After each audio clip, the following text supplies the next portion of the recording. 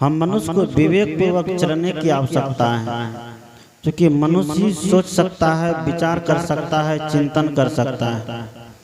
दूसरे प्राणी सोच विचार चिंतन नहीं कर सकते हैं। पशु को देखिए, पक्षी को देखिए, पशु पक्षी के अंदर भी मन है, वह भी सोचता विचारता है, लेकिन उतना विकसित मन उसका नहीं है जितना मनुष्य का मन विकसित है। जितना मनुष्य सोचता है, जितना मनुष्य चिंतन करता है, उतना पशु पक्षी नहीं सोचता है, नहीं चिंतन करता है। यही कारण है कि पशु पक्षी बहुत खुश है और मनुष्य बहुत दुखी है। जो मनुष्य अपने विचारों को सकारात्मकता की ओर नहीं लगाया तो वह दुखी रहता है। जो मनुष्य अपने विचारों को सकारात्मक बना लिया वह व्यक्ति हर समय सुखी ही सुखी रहता है। जैसे सुने होंगे आप लोग, एक बार एक सेठ जी अपने दरवाजे पर मुंह लटकाए बैठे हुए थे। कबीर साहब उसी रास्ते से जा रहे थे। सेठ जी ने पूछा, कबीर साहब ने सेठ जी से पूछा, अंदर आया, देखा कि सेठ जी का चेहरा बड़ा उदास है और आंगन में सेठानी बड़े खुश नजर आ रही है। कोई उदास है, कोई खुश है, तो कारण होगा ना, कुछ न कुछ कारण होगा। बिना कारण का कोई कार्य नहीं होता है। उस भजन में संत जन गाते हैं कि एक झोली में फूल भरे हैं, एक झोली में कांटे रे कोई कारण होगा। तेरे बस में कुछ नहीं भी नहीं है, या तो बांटने वाला बांटे रे कोई कारण होगा। कोई व्यक्ति हंस रहा है तो हंसने का कोई कारण है, कोई व्यक्ति रो रहा है तो रोने का कोई कारण है, कोई व्यक्ति सत्संग करा रहे हैं तो सत्संग कराने का भी कोई कारण है। कहीं झगड़ा लड़ाई दंगा फसाद हो रहा है तो उसका भी कहीं न कुछ कारण है। बिना कारण का कोई कार्य नहीं होता है। तो सेठ जी मुंह लटका के बैठे थे, उदास बैठे थे, हताश बैठे थे और आंगन में सेठानी बड़े खुश थी, भजन कर रही है, पूजा कर रही है, देसी घी में पूड़ी बना रही है, खूब तरवा बगरवा बना रही है। कबीर साहब को देख के बड़ा आश्चर्य लगा कि पति को देखते हैं बड़े उदास हैं और उनकी पत्नी आंगन में बड़े खुश नजर आ रही है। तो कबीर साहब ने पूछा सेठानी से कि सेठानी ये बताओ, तुम्हारा पति बड़ा दुखी है, बड़ा नाखुश है और तुम बड़े खुश नजर आ रही हो, इसका क्या कारण है? सेठानी ने कहा कि बहुत बड़ा कारण है। कहीं क्या? सेठानी ने कहा कि सेठ जी सोचे थे कि इस बार हमको 15 लाख का फायदा हो, लाभ हो। सेठ जी ने सोचा था कि इस बार जो व्यापार शुरू किए हैं इसमें हमें 15 लाख का फायदा हो। 15 लाख फायदा नहीं हो करके 10 ही लाख फायदा हुआ, 5 लाख घाटा हो गया। वह घाटा भी किया। पिछले साल 5 ही लाख फायदा हुआ और इस बार 10 लाख फायदा हो गया है। तो सेठानी ने कहा कि सेठ जी का 5 लाख जो कम हो गया है उसके कारण वह दुखी है, हताश है, मुंह लटका के बैठा है और पिछले साल की अपेक्षा इस साल जो 5 लाख फायदा हुआ है उस फायदा में मैं खुश हूँ। पूड़ी बना रही हूँ, खीर बना रही हूँ, कचौड़ी पकौड़ी बना रही हूँ, रसगुल्ला गुलाब जामुन बना रही हूँ। ये 5 लाख फायदा होने के कारण हम खुश नजर आते हैं और 5 लाख घाटा होने के कारण सेठ जी नाखुश नजर आते हैं। विचार का अंतर है, एक के विचार सकारात्मक है, एक के विचार नकारात्मक है। जिनके विचार सकारात्मक है तो कम संपत्ति में भी उसका गुजर बसर हो जाता है और जिनके विचार नकारात्मक है तो दुनिया की पूरी संपत्ति दे दीजिए, दुनिया का पूरा राज दे दीजिए, तो तब भी उसके मन में असंतोष की भावना जलती ही रहती है। थोड़ा कल्पना करिए, हमारे हिंदू समाज में मुख्य 2 ग्रंथ को अभी प्रचलित माने गए हैं। एक है रामायण, दूसरा है महाभारत। रामायण में देखिए जहाँ पर सकारात्मक दृष्टि है, वहीं महाभारत में नकारात्मक दृष्टि है। रामायण में श्री राम को ये बताया जाता है कि कल तुम्हारा राज्याभिषेक होगा, कल तुम्हें राजा बनाया जाएगा। क्योंकि दशरथ जी बूढ़े हो चले थे,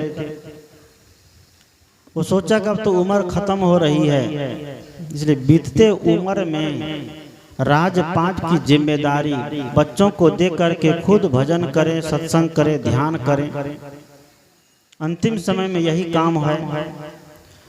तो उसको सुनाया जाता है रात में कि कल तुम्हारा राज्याभिषेक होगा।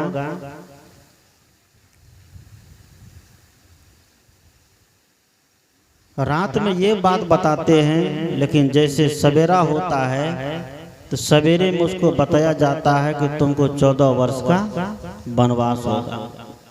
श्री राम की सकारात्मक दृष्टि देखिए, श्री राम के चेहरे पर एक बार भी शिकन नहीं आई, गुस्सा नहीं आया, दुख नहीं आया, असंतोष नहीं आया कि अभी तो मुझे राजा बनाया जा रहा था और तुरंत मुझे वनवास भेजा जा रहा है। श्री राम स्वीकार कर लिए, हंसते हंसते वनवास के जीवन को स्वीकार किया। राज को नहीं देखा, घर द्वार को नहीं देखा, संपत्ति को नहीं देखा, भाई भाई के प्रेम को बरकरार रखने के लिए राम जैसे मर्यादा पुरुषोत्तम वनवास के जीवन स्वीकार करते हैं, जंगल का जीवन स्वीकार करते हैं। लेकिन वहीं दूसरी तरफ महाभारत भाई भाई का हक मार करके, भाई को हक मार करके वनवास भेज दिया। एक महापुरुष तो ऐसा किया कि भाई का हक दे करके खुद वनवास निकल गया। लेकिन वहीं महाभारत में ऐसा हुआ कि भाई भाई का हक ले करके खुद भाई को कहाँ भेज दिया? वनवास भेज दिया। और राम और भरत के बीच में अयोध्या की गद्दी फुटबॉल बन करके रह गई। एक तरफ से राम जी लात मारते हैं, दूसरी तरफ से भरत जी लात मारते हैं। राम जी कहते हैं कि मुझे नहीं चाहिए, भरत जी कहते हैं मुझे नहीं चाहिए। दोनों के बीच में प्रेम ऐसा बरकरार रहा, उस प्रेम के बदौलत भरत की जीत हो गई, राम जी हार गए। राम जी को अंत में अयोध्या लौटना पड़ा। भरत की वह कठिन तपस्या देखिए, जैसे पता चला कि हमारे प्रभु श्री राम, हमारे बड़े भाई राज से बाहर है, तो खुद भी अयोध्या की राजधानी के अंदर नहीं रहे। वह खुद नंदी ग्राम में और गड्ढा खोद करके रहते थे, ऐसा शास्त्रों में आया है, लोग संत जन बताते हैं। तो वहाँ रह करके राजकाज चलाए। सदगुरु कहते हैं कि भाई भाई का ऐसा अटूट प्रेम, ऐसी सकारात्मक दृष्टि हमारे समाज को प्रभावित करते हैं, हमारे देश और राष्ट्र को प्रभावित करते हैं। इसलिए राम आज गृहस्थ होने के बावजूद भी,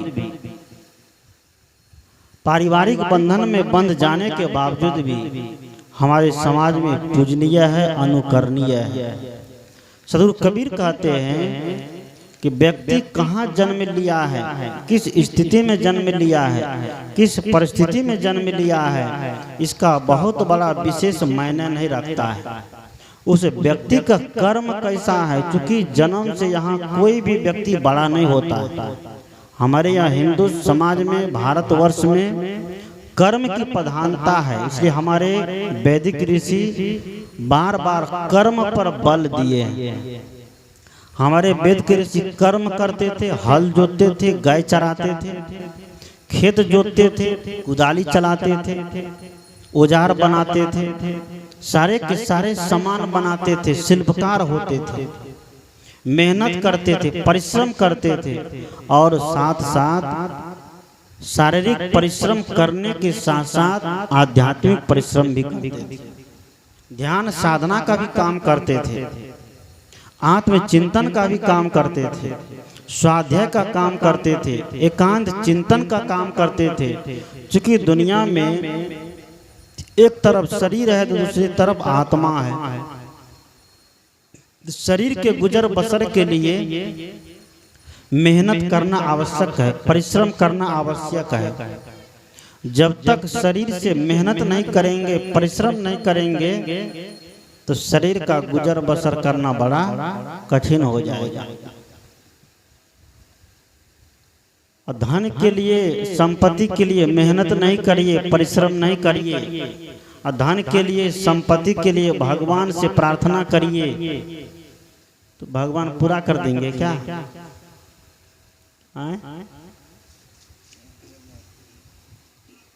करेंगे पूरा? नहीं कर सकते हैं। कल शायद आनंद भगवान का व्रत हुआ है, सही बात है। मैं मंदिरों में देखा, अब कितना लोगों को उल्लू बना रहा है। हम लोग पढ़ लिख करके भी उल्लू बनते हैं। पंजी जी का पूछते थे, एक कटोरा में दूध रख करके, खीरा रख करके, और उसको मथते थे। अब पंजी जी सिखाते थे, हम ऐसा बोलते, तुम ऐसा बोलो। क्या मत रहे हो? क्षीर सागर। क्या खोज रहे हो? अनंत भगवान। तो मिला तो नहीं, मिला तो नहीं, मिला तो नहीं, मिला तो नहीं। जब 7 बार हो जाए तो अंतिम बार कहा, हाँ मिला तो मिल गया। क्या मिल गया? अनंत भगवान मिल गया। क्षीर सागर, कटोरे को, दूध को क्षीर सागर बना दिया, और खीरा को मथानी बना दिया, और आंखों देखे पंडित जी लोगों को बेवकूफ बना रहा है, लेकिन हम बेवकूफ बन करके सारा काम कर रहे हैं। सदगुरु कबीर इसी बात पर प्रश्न उठाते हैं, क्या? झगड़ा एक बढ़ो राजा राम, जो निर्वारे सो निर्वाण। ब्रह्म बड़ा की जहाँ से आया, वेद बड़ा की जिन उपजाया। ईमन बड़ा की, वेद बड़ा की जिन उपजाया। ईमन बड़ा की जही मन माना, राम बड़ा की राम ही जाना। भ्रमी भ्रमी कबीरा फिरे उदास, तीर्थ बड़ा की तीर्थ का दास। सदगुरु कबीर मानव को केंद्र में रखे हैं, और मानव को केंद्र में रख करके अगर कोई भी व्यक्ति सदकर्म करेगा तो उसका सदकर्म सफल होगा। लेकिन सौभाग्य कहिए, दुर्भाग्य कहिए हमारे देश का, जिस ऋषि महर्षि ने कहा, गुह्यम ब्रह्म तदिदम ब्रवीमि, हमारे वेद के ऋषि ने कहा, गुह्यम ब्रह्म तदिदम ब्रवीमि नहि मानुषात् श्रेष्ठतरम ही किंचित, कि मैं एक गोपनीय बात बताता हूँ कि दुनिया में मनुष्य बढ़ करके और कोई नहीं। लेकिन आज मनुष्य कहता है कि हम कुछ नहीं है, हम कठपुतली है, ईश्वर सूत्रधार है, और ईश्वर जैसा जैसा करता है वैसा वैसा नाच, हमको नाचना पड़ रहा है। अगर ईश्वर सब कुछ करा रहा है, ध्यान दीजिएगा, बोलिए सदगुरु देव की। अगर ईश्वर सब कुछ करा रहा है तो ईश्वर जो भी कराते तो अच्छा कराते। आज पाप होता है, लूट खसोट होता है, बेईमानी शैतानी होता है, डाका डाले जाते हैं, चोरी हिंसा हत्या बलात्कार व्यभिचार होता है। आए दिन देखते हैं कि एक व्यक्ति दूसरे व्यक्ति को गोली से भून देता है, तो उस समय में ईश्वर ये देवता परमात्मा कहाँ बैठा रहता है? जहाँ पर ईश्वर खुद ईश्वर को मार रहा है, मनुष्य खुद मनुष्य को मार रहा है। इसलिए शायर ने लिखा कि आज आदमी की शक्ति से डर रहा है आदमी, आदमी को लूट कर घर भर रहा है आदमी, आदमी ही मारता और मर रहा है आदमी, समझ कुछ आता नहीं क्या कर रहा है आदमी।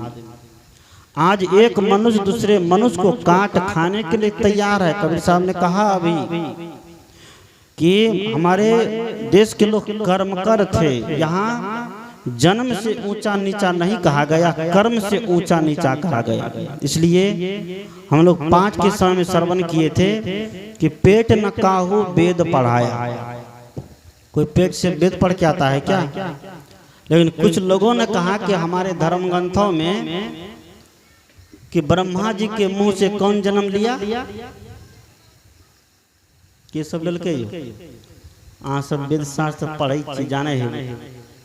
ब्रह्मा जी के मुंह से ब्राह्मण जन्म लिया, अब ब्रह्मा जी के भुजा से क्षत्रिय जन्म लिया, अब ब्रह्मा जी के जंघा से वैश्य जन्म लिया, अब ब्रह्मा जी के पैर से शूद्र जन्म लिया। अब विचार करने योग्य बात यह है कि मानव जो भी होगा सबका जन्म का रास्ता एक है, मार्ग एक है। यहाँ कोई मुंह से, हाथ से, जंघा से, पैर से जन्म नहीं लिया। लेकिन कुछ लोगों ने कह दिया कि हम सुप्रीम पावर ब्रह्मा जी के मुंह से जन्म लिए हैं, हम भले 1 किलो मछली खाएंगे लेकिन पूजा तुम्हारे घर में कराएंगे, हम तुम्हारे घर को शुद्ध करेंगे। भले हम शुद्ध रहे नहीं रहे, लेकिन हम जैसा जैसा मंत्र पढ़ेंगे, जैसा जैसा विध करेंगे, वैसा वैसा करना पड़ेगा। और हम लोग करते भी हैं। करते कि नहीं करते, सही या गलत? क्यों? हम उस ब्राह्मण की चंगुल में बंधे हुए। सदगुरु कबीर कहते हैं भारत की सभ्यता संस्कृति स्वतंत्र थे, स्वतंत्र चिंतक लोग यहाँ होते थे, कभी कोई किसी का गुलामी नहीं करते थे। लेकिन कुछ लोगों ने ऐसा गुलामी का जंजीर में बांधा है कि आज तक व्यक्ति अपने हाथ पैर बांध करके उसको दे दिया, आप जैसा करिए वैसा चलता है। कभी साहब ने कहा कि पेट न काहू वेद पढ़ाया, सुन्नति कराए तो रुक नहीं आया। कुछ लोगों ने कहा कि हम सुन्नति करा लेने से मुसलमान हो गए, और कुछ लोगों ने कहा कि हम जनेऊ पहनते हैं तो क्या हो गए, ब्राह्मण हो गए, इसलिए हम जन्म से ब्राह्मण हैं, हम जन्म से उच्च कुल के हैं। भले दूध हम दूसरे का घर का खाएंगे, धान कटेगा तो अगो लेने के लिए पहले पहुंच जाएंगे, यादव जी के यहाँ, शर्मा जी के यहाँ, मंडल जी के यहाँ, धोबी जी के यहाँ पहुंच जाते हैं, अगो के लिए पहुंच जाते हैं। राखी बांधने का समय आएगा तो क्या बोलते हैं, मोली, उसको लेकर पहले पहुंच जाएंगे दक्षिणा लेने के लिए। पेट हमारा उसी के घर से चलता है, लेकिन हम उसको कहते हैं वो शुद्र है, और उनकी छाया पड़ जाए हमारे ऊपर हम अशुद्ध हो जाते हैं। कबीर साहब ने क्रांति किया, ऐसी क्रांति किया कि धर्म के नाम पर इतना अत्याचार होता था, धर्म के नाम पर बलि दिए जाते थे, देवी देवता को खुश करने के लिए बकरे को, भेड़े को, पाड़ा को काट करके उसके सामने खरधान लगा दिया जाता था। तो कबीर साहब ने ऐसे लोगों से पूछा कि संतों पाड़े निपुण कसाई, बकरा मारी भैंसा पर धावे, दिल में दर्द न आई, करी स्नान तिलक दे बैठे, विधि सो देवी पुजाई, और आत्म राम पलक में बिन से रुधिर की नदी बहाई। अति पुनित ऊंचे कुल कहिए, सभा माही अधिकाई, इनते दीक्षा सब कोई मांगे, हंसी आवे मोहि भाई, पाप कटन को कथा सुनावे, कर्म करावे नीचा, हम तो दोनों परस्पर देखा, यमलाए है धोखा। गाय बंधे ते तुरुक कहिए, अगर कोई गाय काट दे कहते मुसलमान है, कहते हैं गाय की हत्या कर दे तो कहते मुसलमान है।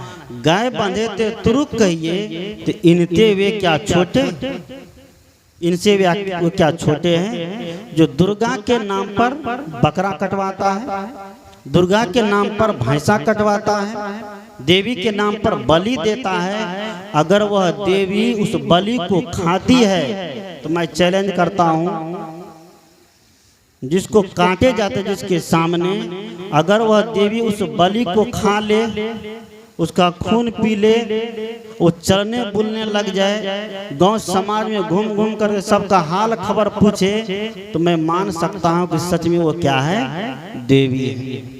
लेकिन उस देवी के नाम पर बकरा कटवा दिए जाते हैं, और यहाँ तक क्या उस देवी में प्राण प्रतिष्ठा करते हैं, क्यों कराते हैं। मंदिर में जो मूर्ति स्थापित करते हैं उसमें क्या देते हैं, प्राण प्रतिष्ठा करते हैं ना, और उसके लिए स्पेशल पंडित जी को बुलाए जाते हैं प्राण देने के लिए। अगर वह पंडित जी उस मूर्ति के अंदर प्राण दे देते हैं तो पंडितानी जो मरती है तो उसका भी प्राण उसमें घुसा देना चाहिए। तो पंडितानी को ले जा करके शमशान घाट में जला देते हैं, गाड़ देते हैं। हम मूर्ति के अंदर प्राण देते हैं, जीव देते हैं, तो मूर्ति को तो घूमना फिरना चाहिए, खाना चाहिए ना। जब प्राण उसके अंदर हो गए तो खाना चाहिए कि नहीं खाना चाहिए। आज हम लोग पढ़ लिख करके दिमाग से पैदल, अकल के पैदल रह गए। अभी तक सामने हमारे सामने प्रत्यक्ष कराता है, लेकिन हम उस पर विचार नहीं कर पाते। कबीर साहब ने करहु विचार तो सब दुख जाई, परिहरि झूठा केर सगाई। सदगुरु कबीर कहते हैं विचार करिए। पढ़े लिखे हो करके MA BA PhD करने के बाद भी हमारे अंदर विचार नहीं आ पाता है। इसलिए सदगुरु कबीर जैसे महापुरुष को क्रांति करने पड़ते हैं। निर्गुणी धारा के जितने संत हुए सब ने क्रांति किया, चाहे वो भगवान बुद्ध हो, भगवान महावीर हो, नानक देव हो, घीसा पलटो मूसा, सदगुरु कबीर बाबा में ही जो भी हो, सब ने मनुष्य के लिए क्रांति किया कि मानव अपने आप को समझे, अपने आप को जाने, मानव अपने आप को शोधे, आत्मचिंतन करे। जब मानव आत्मचिंतन करने के लिए बैठते हैं तो मानव के अंदर, मनुष्य के अंदर एक दिव्य आभा निकलती है, जो मनुष्य का क्या है, क्या छोड़ दीजिए, वो अपना काम कर रहा है। हाँ, बोलिए सद्गुरुदेव की जय। इसे सद्गुरु कहते हैं कि मनुष्य अपने आप को जानेगा, अपने आप को समझेगा। कैसे?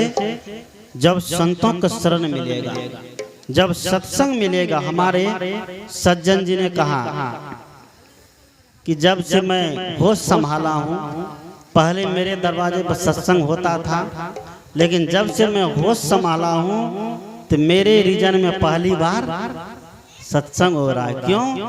उसे सत्संग की संवेदना हुई, सत्संग के प्रति उनका समर्पण आया, संतों के प्रति उनका समर्पण आया। इसलिए ये सत्संग का माहौल आज दरवाजे पर देख रहे हैं। सत्संग व्यक्ति को व्यक्ति बनाता है, सत्संग मनुष्य को मनुष्य बनाता है। इसलिए सद्गुरु ने लिखा, संतों ने लिखा है, भाई सुंदर पद की रचना किया है कि करो सत्संग बीती जाई रे उमरिया। बीत रही है ना उम्र, अभी तक सोच पाए कि इतनी उम्र कैसे निकल गई।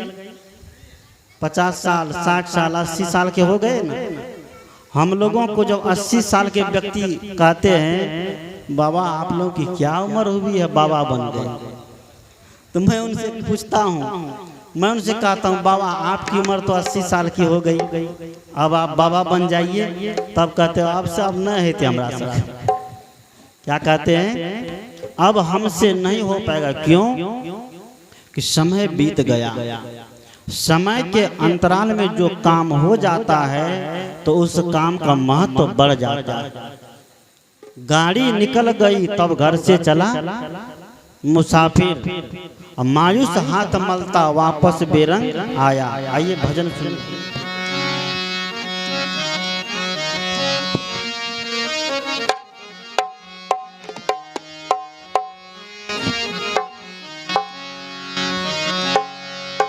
जीवन खत्म हुआ तो जीने का ढंग आया, जीने का ढंग आया। जीवन खत्म हुआ तो जीने का ढंग आया, जीने का ढंग आया। जब बुझ गई समा तो महफिल में रंग आया, महफिल में रंग आया। जीवन खत्म हुआ तो जीने का ढंग आया, जीने का ढंग आया।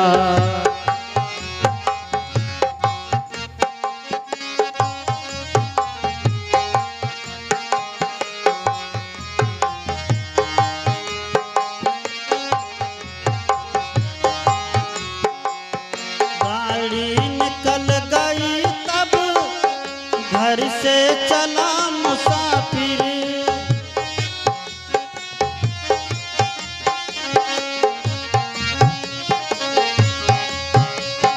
गाड़ी निकल गई तब घर से चला मुसाफिर, मायूस हाथ मलता, मायूस हाथ मलता, वापस बेरंग आया, वापस बेरंग आया। जीवन खत्म हुआ तो जीने का ढंग आया, जीने का ढंग आया।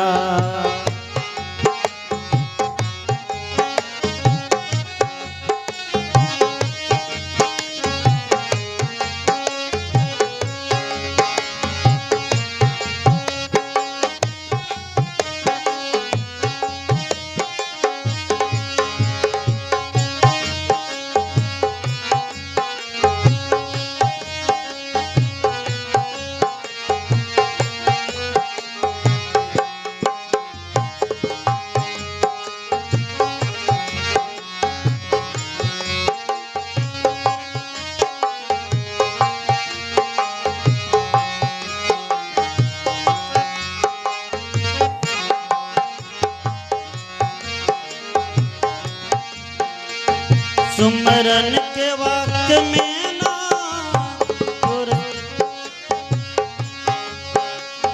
फुर्सत के वक्त में ना सुमरन का वक्त निकला,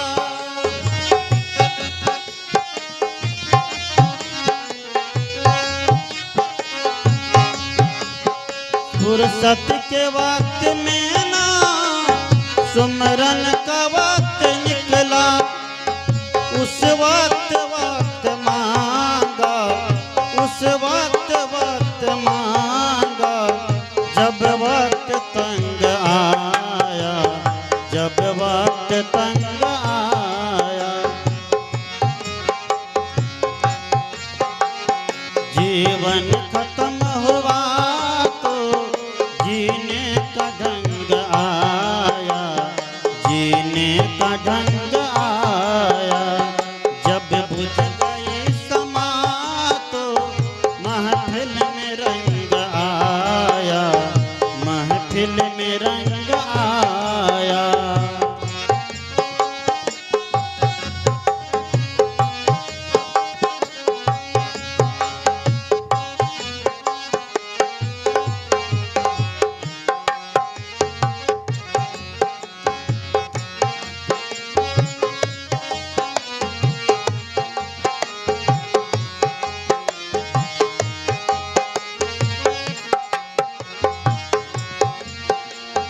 आयुन हार कर जब हथियार फेंक डाली,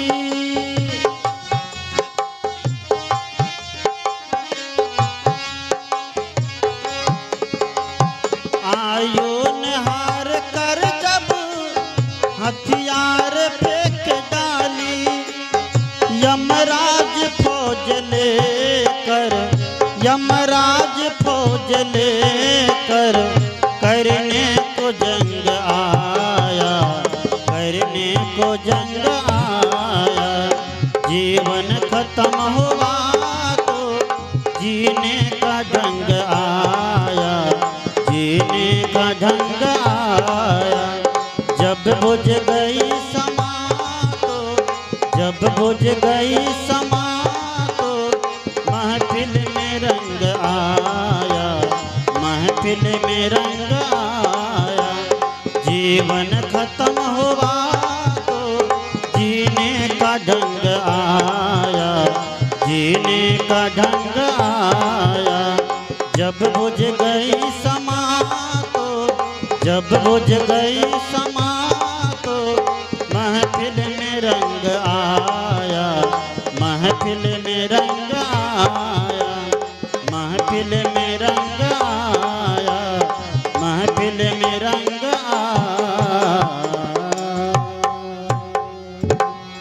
बोलिए सदगुरुदेव की जय।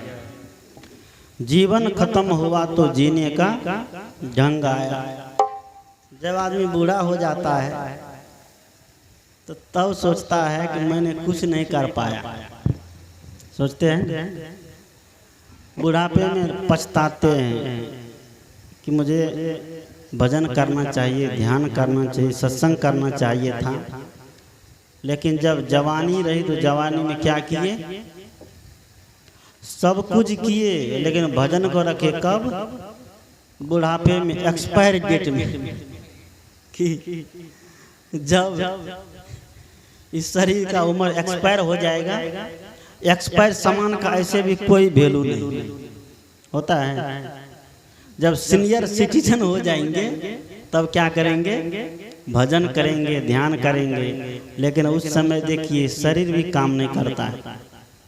इसलिए धन कमाना हो, नाम कमाना हो,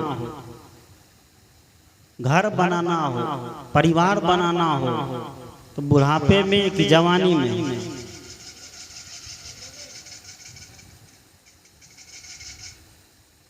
ये भी एक्सपायर हो रहा है पंखा। सारे के सारे काम आदमी जवानी में करता है, लेकिन ध्यान साधना आत्म कल्याण का काम कब के लिए छोड़ता है? बुढ़ापे के लिए। और सब बुढ़ापा में शरीर साथ नहीं देगा। जो साधन है मोक्ष प्राप्त करने को, स्वामी तुलसीदास ने कहा क्या? साधन धाम मोक्ष कर द्वारा, पाए न जेहि परलोक सवारा। कि साधन का धाम, मोक्ष का दरवाजा अगर कुछ है तो कौन है? ये मनुष्य का शरीर है और किसी भी शरीर में नहीं होगा। गाय, भैंस, घोड़ा, गधा, कुत्ता चाहे कितने सुंदर हो जाए, लेकिन वो ध्यान कर सकता है? सत्संग कर सकता है? नहीं कर सकता है। मनुष्य के लिए इतनी सुविधा है, चाहे स्त्री हो चाहे पुरुष हो, इतनी सुविधा होने के बावजूद भी मानव आज पशु से बदतर जीवन जीता है। जीता है कि नहीं जीता है? सही या गलत?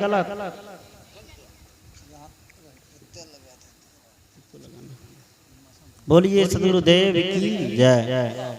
मनुष्य के पास इतना साधन होने के बाद भी मनुष्य पशु से बदतर जीवन जीता है।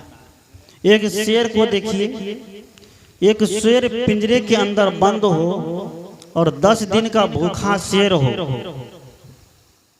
10 दिन से भूखा शेर हो, उसके बाद पिंजरे से निकाला जाए, उसके सामने हलवा, पूड़ी, रसगुल्ला, गुलाब जामुन, बुनिया, खीर, पूड़ी, दही, चीनी, कढ़ी, बड़ी, कचौड़ी, पकौड़ी आगे डाल दिया जाए, शेर खाएगा कि छोड़ देगा?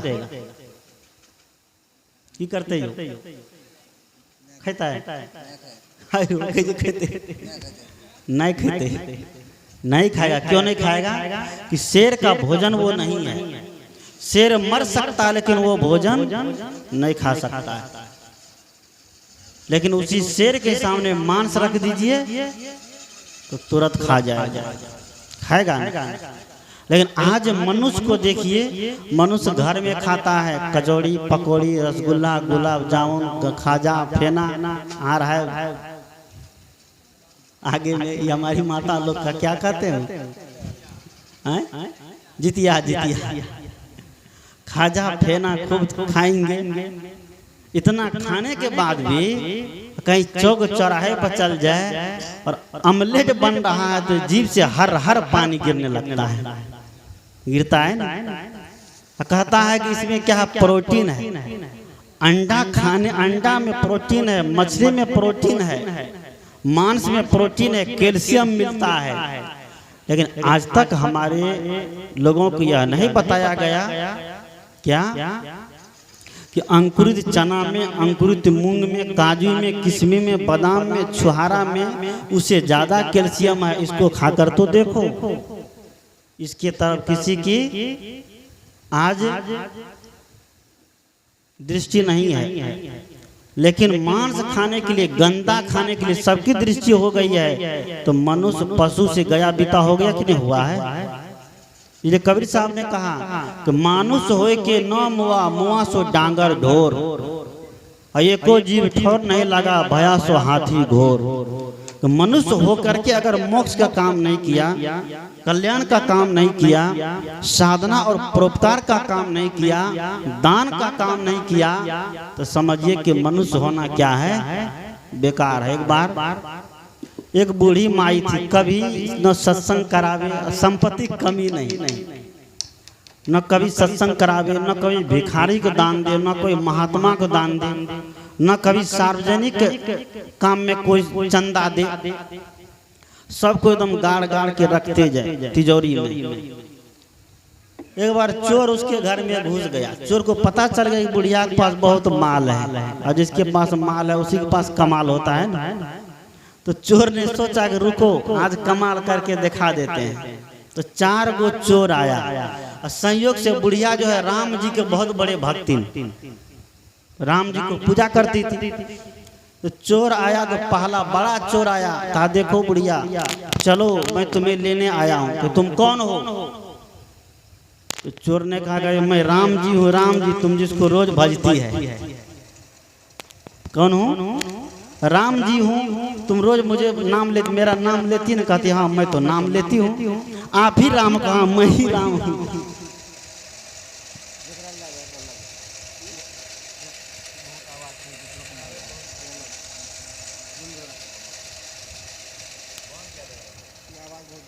छोड़ दीजिए, हवा हवा बहुत है, रहने दीजिए। उसने कहा कि मैं ही राम जी हूँ, कि मैं ही राम जी हूँ, चलो मैं तुम्हें लेने आया हूँ। कहाँ ले जाऊँ? तो स्वर्ग ले जाऊंगा, अपने धाम ले जाऊंगा। तो बुढ़िया ने कहा जब आप राम जी हो तो राम जी के साथ में भरत होते हैं, लक्ष्मण होते हैं, शत्रुघ्न होते हैं, सीता होते हैं, ये सब कहाँ है?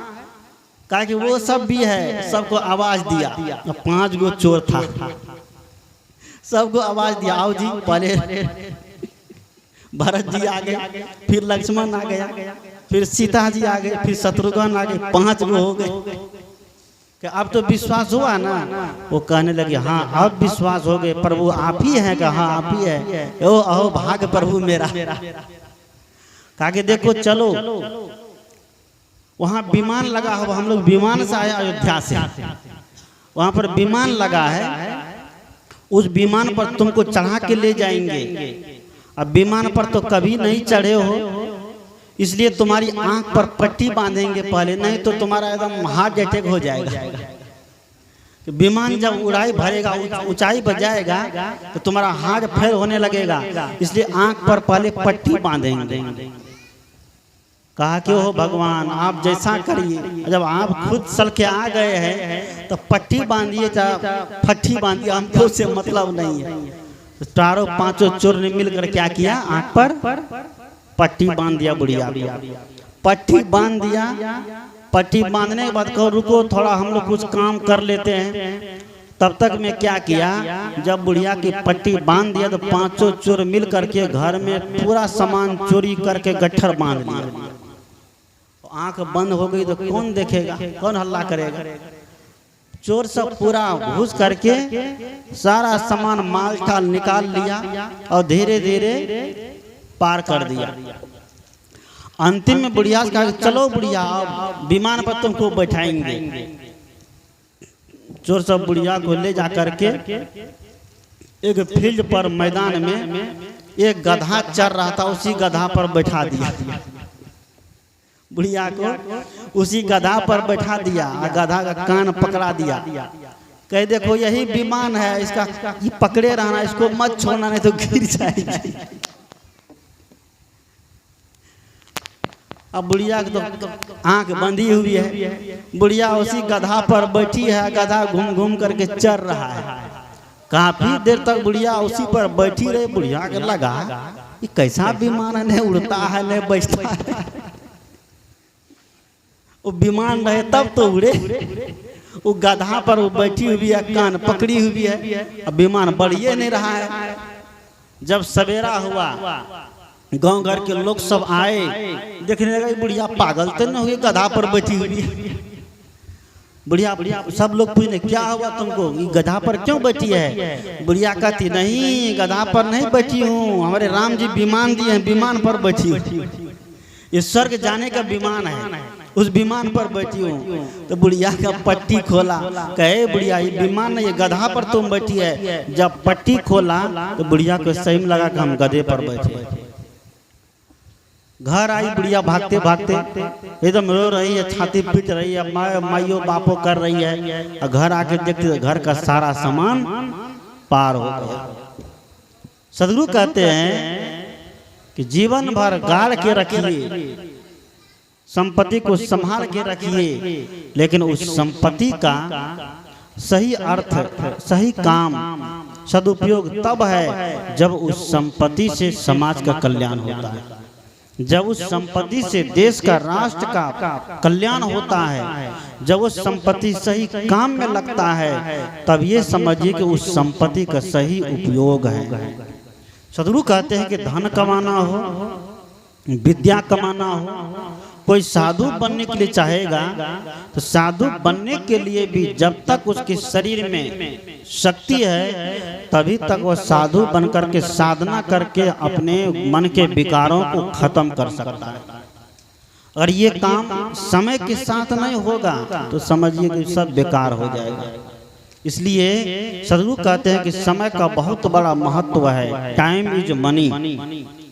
हमारे विद्वान लोग कहते हैं टाइम इज मनी, की समय ही धन है। समय के साथ अगर कोई काम होगा तो वह काम हमारे जीवन में सार्थकता लाएगा। इसलिए सदगुरु कहते हैं कि मानव दुनिया का सबसे श्रेष्ठ प्राणी है, लेकिन मानव अपनी श्रेष्ठता को तब समझेगा जब सत्संग में जाएगा, संतों से जुड़ेगा। जैसे कबीर साहब ने कहा कि संगत कीजिए किसका? साधु का। कबीर साहब साधु का संगत करने के लिए कहते हैं, विद्वान का नहीं, भगवान का नहीं, रूपवान का नहीं, धनवान का नहीं। सदगुरु कहते हैं कि संगत कीजिए साधु का। साधु कौन? बहुत लोगों के मन में प्रश्न होता है साधु कौन? कपड़ा पहन लिए, भजन और प्रवचन सीख गए, गांव-गांव में घूम घूम करके भजन प्रवचन करने लगे, वो साधु हो गया। ऐसे साधु हमारे समाज में बहुत है। रावण भी ऐसा ही साधु था ना। जब नकली साधु का भेष बनता है तो असली साधु वहां क्या हो जाता? फीका पड़ जाता। तो रावण भी नकली साधु का जब भेष बनाया तो उसके सामने असली साधु फेल हो गया। सदगुरु कहते हैं साधु कहत कबीर सुनो भाई साधो, कि जो अपने आप को साधता है।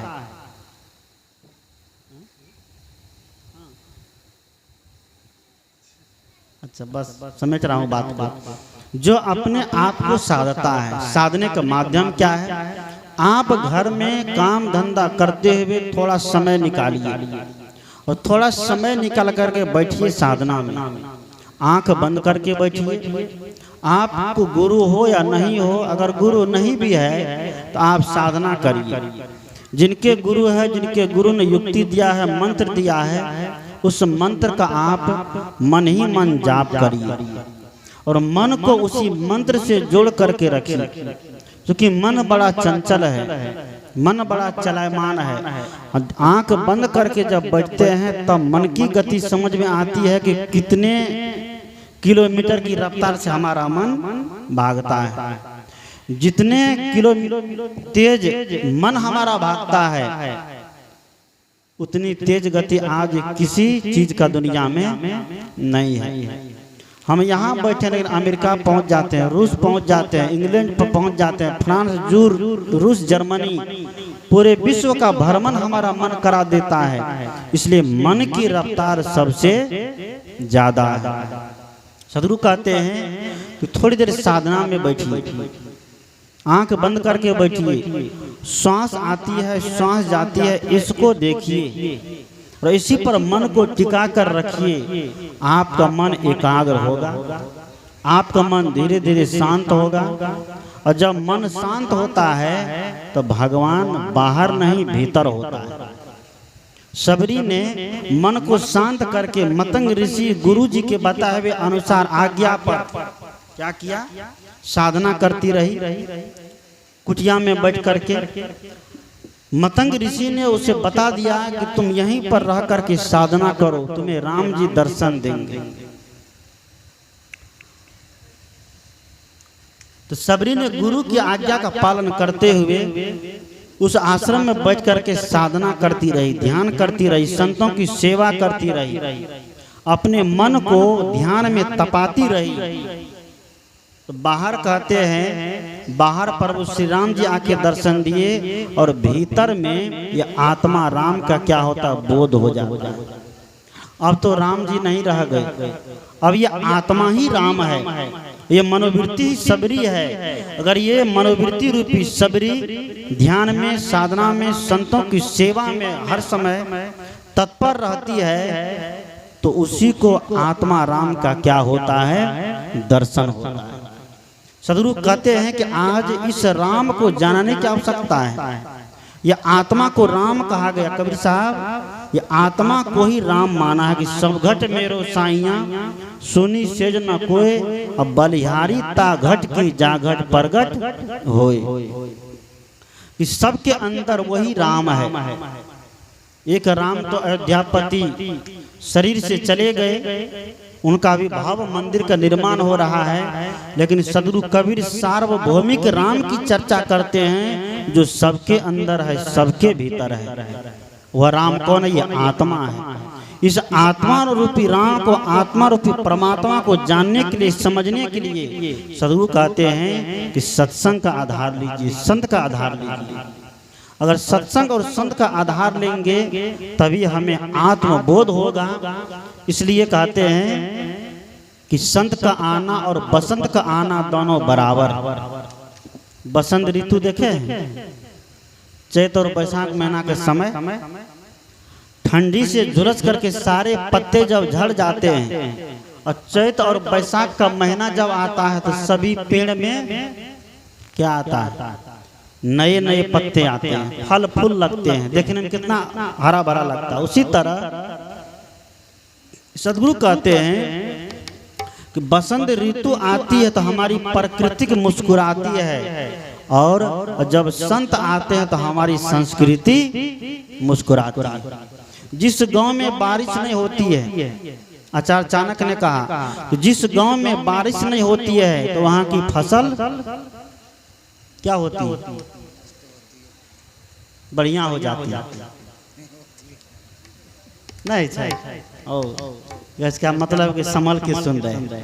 जिस गांव में बारिश नहीं होती उस गांव की फसल नष्ट हो जाती है, और जिस घर में सत्संग की बारिश नहीं हो, संतों का आना जाना नहीं हो, तो वहां की नस्ल क्या होगी?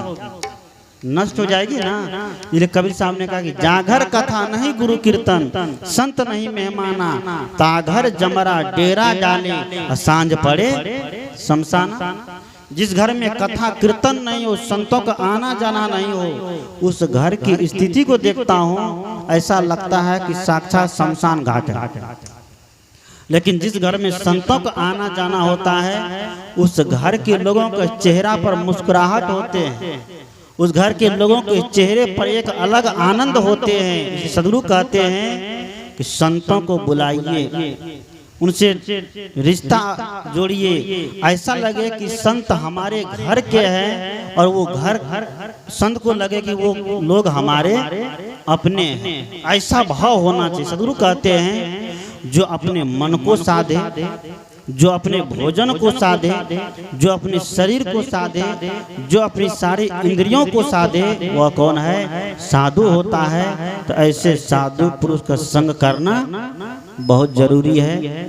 आदेश हो गया है, क्योंकि दूर दूर से लोग सब आए हुए हैं। आज का ये सत्संग हमारे सज्जन बाबू की जो संतान है, सुपुत्र, क्या नाम रखा है उसका? अभी नाम नहीं रखा।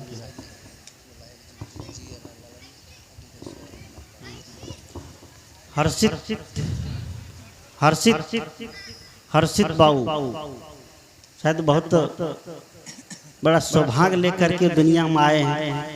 हमारे सज्जन बाबू ने कहा कि जीवन में अपने जीवन में हमारे शिवानंद बाबू तो सत्संग कराते थे, लेकिन उसने कहा कि मैं अपने जीवन में पहली बार सत्संग करा रहा हूँ। मुझे लगता है कि वह जीव बहुत ही धर्मात्मा है, बहुत ही सौभाग्यशाली है, बहुत ही पुण्यात्मा है, जो वह जब आए तो उसके आने पर इतने लोगों का यहाँ क्या हुआ, पदार्पण हुआ। इतने दिव्य महापुरुषों का पदार्पण हुआ, संतों का पदार्पण हुआ है। मैं उस बच्चे के लिए संत सदगुरुदेव की ओर से, आप तमाम श्रोता बंधु की ओर से, बड़े छोटों की ओर से यही मंगल कामना करता हूँ, शुभकामना करता हूँ। वह बच्चा आगे चल कर के संस्कारी बने, यशस्वी बने, दीर्घायु बने, विद्वान बने, ज्ञानी बने और अपने माता पिता, दादा दादी, गांव समाज, राष्ट्र, देश का नाम ऊंचा करे। बस इन्हीं शुभकामनाओं के साथ उस बच्चे के लिए बहुत बहुत मंगल कामना, आशीर्वाद देते हुए अपनी वाणी में यहीं पर विराम देता हूं। आइए कुछ भजन और एक सोहर, एक मंगल, चूंकि